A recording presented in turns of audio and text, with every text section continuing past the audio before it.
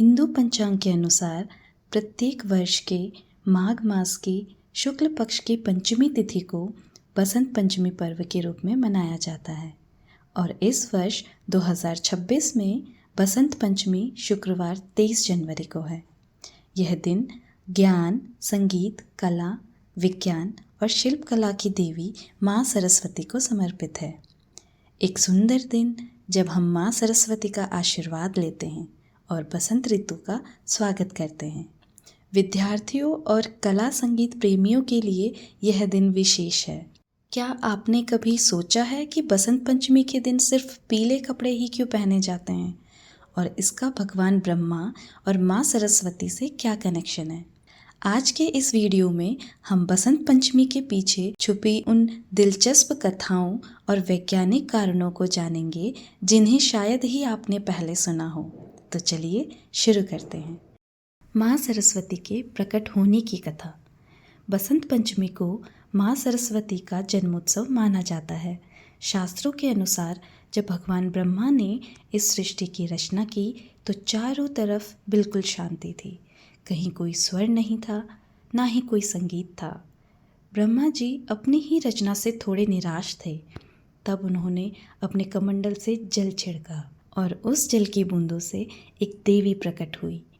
उनके एक हाथ में वीणा, दूसरे हाथ में पुस्तक, तीसरे में माला और चौथा हाथ वरद मुद्रा में था। जैसे ही उन्होंने वीणा का तार छेड़ा, सृष्टि में पहली बार ध्वनि पैदा हुई।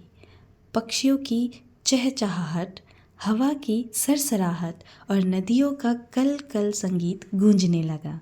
उन्हें कहा गया माँ सरस्वती, जो विद्या, बुद्धि और संगीत की देवी हैं। इसीलिए इस दिन उनकी विशेष पूजा की जाती है। इस त्योहार का दूसरा बड़ा कारण है प्रकृति का बदलाव। इस समय को ऋतुराज यानी ऋतुओं का राजा कहा जाता है। इस दिन ऋतुओं के राजा बसंत ऋतु का स्वागत करते हैं, क्योंकि इसी समय से कड़ी ठंड खत्म होती है और मौसम सुहाना होने लगता है। पेड़ों पर नए पत्ते आते हैं, अमरूद और आम के बागों में बौर आने लगते हैं। खेती के नज़रिए से देखें तो खेत सरसों के पीले फूलों से लहलहाने लगते हैं। यह एक तरह से प्रकृति का नया साल है। पीले रंग का महत्व। आपने देखा होगा कि इस दिन सब कुछ पीला होता है, लेकिन क्यों? पहला कारण, पीला रंग सात्विकता और पॉजिटिव एनर्जी का प्रतीक है। यह सूर्य की रोशनी का रंग है जो हमें ऊर्जा देता है। दूसरा कारण, यह मौसम सरसों की खेती का होता है, जिसके कारण चारों तरफ प्राकृतिक तौर पर पीला रंग ही दिखाई देता है। इस दिन लोग माँ सरस्वती को पीले फूल चढ़ाते हैं और घरों में केसरिया चावल या खिचड़ी बनाई जाती है। इस दिन हमें क्या करना चाहिए? अगर आप स्टूडेंट हैं तो यह दिन आपके लिए बहुत खास है। अपनी किताबों और कलम की पूजा करें। इस दिन नई किताबें या कोई वाद्य यंत्र खरीदना बहुत शुभ माना जाता है।